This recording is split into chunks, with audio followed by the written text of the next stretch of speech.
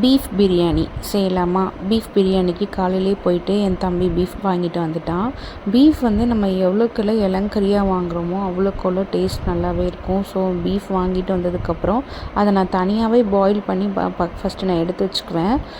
நான் வந்து அதை எடுத்து வச்ச தண்ணி ப்ளஸ் அந்த தேங்காய் பால் அது 2 தான் அந்த பீஃப் பிரியாணிக்கு உள்ள டேஸ்ட்டே.